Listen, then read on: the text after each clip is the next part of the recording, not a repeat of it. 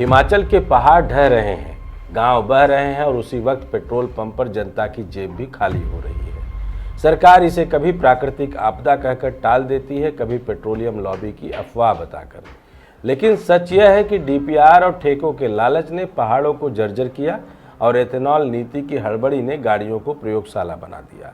जनता हर जगह बलि का बकरा है, कभी अपने घर खोकर, कभी अपने इंजन और जेब लुटाकर। और सत्ता के गलियारों में इसे विकास और आत्मनिर्भरता का नाम देकर तालियां बजाई जा रही हैं। नमस्कार, मैं डॉक्टर विजय शुक्ल। हिमाचल की वादियां हमेशा से अपनी सुंदरता और शांति के लिए जानी जाती थी, लेकिन अब वहां का हर बादल लोगों के लिए मौत का खतरा बन गया है। 2023 और 24 की बर्बादी के बाद 2025 में बरसात ने जो कहर ढाया है, वह ना जाने कितने लोगों को अब तक निगल चुका है और भूस्खलन और बाढ़ की घटनाएं तेजी से रोजाना दर्ज की जा रही हैं। औसतन हर दिन किसी न किसी को अपनी जान गंवानी पड़ रही है। मंडी, कुल्लू और किन्नौर की धरती खिसकती रही, गांव के गांव मलबे में दब गए और आलम यह है कि अब पहाड़ का पूरा बाढ़ का आलम पंजाब को अपने अंदर समेटने को बेकाबू है। लोग अपनी घरों पर, छत के ऊपर अपने जानवरों को, मवेशियों को रख रहे हैं, क्योंकि उनको पता है कि उनके मवेशी उनके लिए कितने ज़रूरी है। लेकिन सरकार ने फिर वही शब्द कह दिया जो हम सब आप लगातार सुनते आए हैं, और इस शब्द के लिए शायद हम सरकार को कोई भी शब्द बोले तो अच्छा या बुरा लग सकता है, लेकिन सरकार ने फिर वही कहा, यह प्राकृतिक आपदा है। लेकिन जनता जानती है कि यह केवल बारिश की मार नहीं थी, यह उन डिटेल्ड प्रोजेक्ट रिपोर्ट्स की कारस्तानी थी जिसमें कागज पर सब कुछ सुरक्षित दिखाया गया। उन ठेकों की कहानी थी जहां बड़े कंट्रैक्टर ने काम उठाया और छोटे ठेकेदार पर जिम्मेदारी डाल दी। मलबा सीधे नदियों में फेंका गया, ढलानों को अंधाधुंध काटा गया और जब पहाड़ टूटे तो सबने हाथ झाड़ लिया। वही एनजीटी जो आम आदमी को नदियों में सीधे मलबा डालने पर अपना फरमान सुनाती है, बड़े बड़े हाइड्रो प्रोजेक्ट्स को, पूरी की पूरी नदियों को टनल में समेटने की कहानी पर गांधारी की तरीके से आंख बंद करके बैठ जाती है। खुद नितिन गडकरी जी ने माना कि डीपीआर लोग घर में बैठकर बनाते हैं, तो मंत्रालय उनका, मोटी कमाई उनकी, हर किलोमीटर में ना जाने कैसे कैसे रिकॉर्ड बनाने का पूरा कांड उन्होंने खेला। तो वो कहाँ थे अगर डीपीआर लोग घर में बैठकर बना रहे थे? तो इस आपदा की पृष्ठभूमि वही थी जो सालों से बन रही है। 1975 की किन्नौर त्रासदी से लेकर 2013-18 की आपदाएं हर बार हुई। गलत नीतियां, लालची ठेकेदार और लापरवाह प्रशासन। और जब तबाही हुई तो इसे प्राकृतिक कहकर टाल दिया गया। 2025 की आपदा ने सच्चाई पर अंतिम मुहर लगा दी कि हिमाचल की तबाही प्राकृतिक नहीं बल्कि नीतिगत है। यही पैटर्न देश की ऊर्जा नीति में भी दिखता है। 2003 में 5% एथेनॉल ब्लेंडिंग शुरू हुई थी, 2013 तक इसे 10% किया गया। 18 की राष्ट्रीय जैव ईंधन नीति में साफ कहा गया कि 20% ब्लेंडिंग यानी E20 का लक्ष्य 2030 तक हासिल करना है। लेकिन अचानक सपना आया और 2021 में यह लक्ष्य 2030 से घटाकर 2025 कर दिया गया।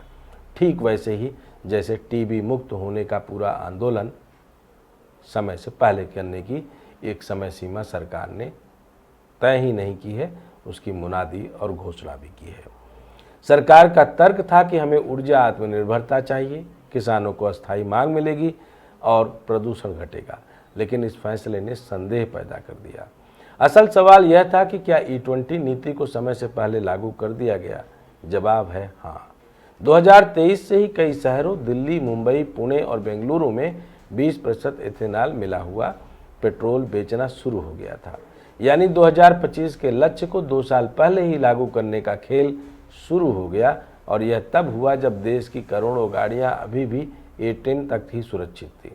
जनता की गाड़ियों को प्रयोगशाला बना दिया गया। जो इंजन इस मानक के लिए डिजाइन ही नहीं थे, उनमें जबरन E20 डाला गया। जब शिकायतें आई कि माइलेज घट रहा है, इंजन में समस्या आ रही है, तो कहा गया कि यह साफ अफवाह है। अदालत ने भी कहा कि कोई ठोस सबूत नहीं है, लेकिन जनता ने अपनी जेब से हर रोज कीमत चुकाई। जनता के इस दर्द को हम सबूत के रूप में नहीं बदल सकते।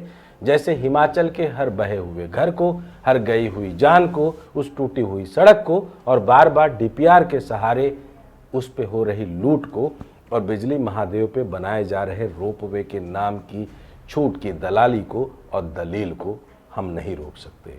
हम सिर्फ कीमत चुकाते हैं और हम इसके लिए कोई सबूत नहीं दे सकते। सबूत सिर्फ तबाही देती है जो आजकल खुलकर दे रही है। लेकिन एक बड़ा सवाल था कि इसमें नितिन गडकरी का नाम आया कैसे। वे इस नीति के सबसे बड़े प्रवक्ता बने, बार बार कहा कि यह हरित ऊर्जा है, इससे आयात घटेगा और किसानों की मदद होगी। लेकिन उन्हीं के बेटे निखिल गडकरी की सियान एग्रो और सरंग गडकरी की मानस एग्रो जैसी कंपनियां एथेनॉल कारोबार में सक्रिय हैं। इन्हीं सालों में इन कंपनियों का टर्नओवर कई गुना बढ़ा। जनता को यह समझने में देर नहीं लगी कि नीति और नीयत दोनों सवालों के घेरे में है। गडकरी जी ने साफ कहा कि यह सब पेट्रोलियम लॉबी की अफवाह है।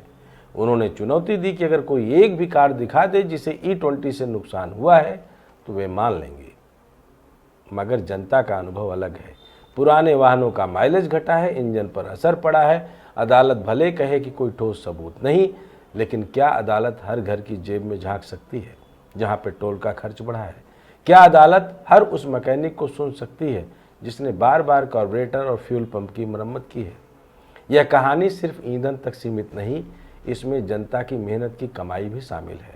सार्वजनिक बैंकों ने एथेनॉल प्रोजेक्ट्स को प्राथमिकता क्षेत्र मानकर अरबों का कर्ज दिया। यह कर्ज उन्हीं कंपनियों तक पहुंचा जो बड़े घरानों से जुड़ी थी। छोटे किसान और उद्यमी अब भी बैंक की चौखट पर खड़े रहते हैं। यह वही मॉडल है जिसमें जनता की जेब से पैसा निकलता है, जनता की गाड़ी पर बोझ पड़ता है और घरानों की तिजोरियां भरती हैं। स्वास्थ्य और पर्यावरण का पहलू उतना ही चिंताजनक है।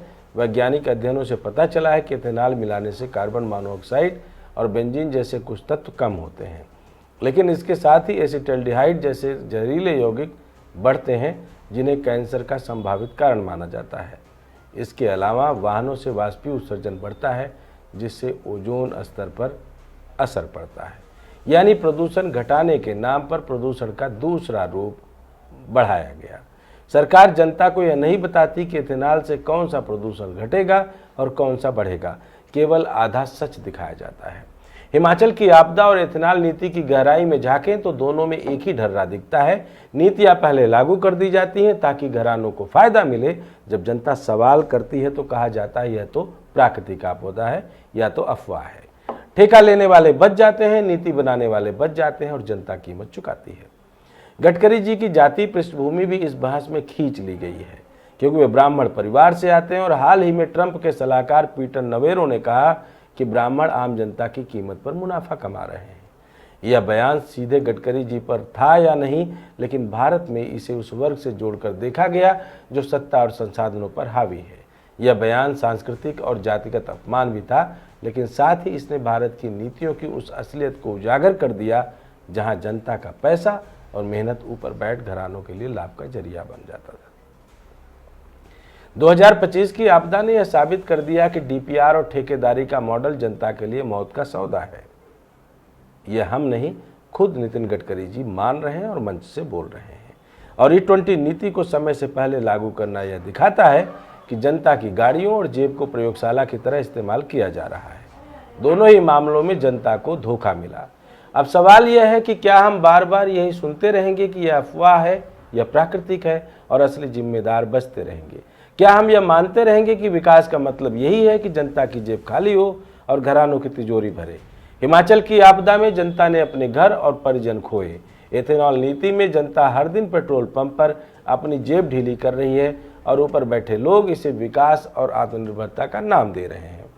सच्चाई यही है कि नीतियां जनता के लिए नहीं, सत्ता और उससे जुड़े घरानों की लालच के लिए बनाई जा रही हैं। जनता चाहे पहाड़ों में मरे या शहरों में पेट्रोल की मार झेले, जो तिजोरियां भरनी है वे भरती रहेंगी। यही भ्रष्ट नीतियों और लालची नीयत का असली चेहरा है। जब तक इसे पहचाना और चुनौती नहीं दी जाएगी, तब तक जनता हर आपदा और हर नीति की कीमत अपनी जान और अपनी जेब से चुकाती रहेगी। जय हिंद, जय भारत।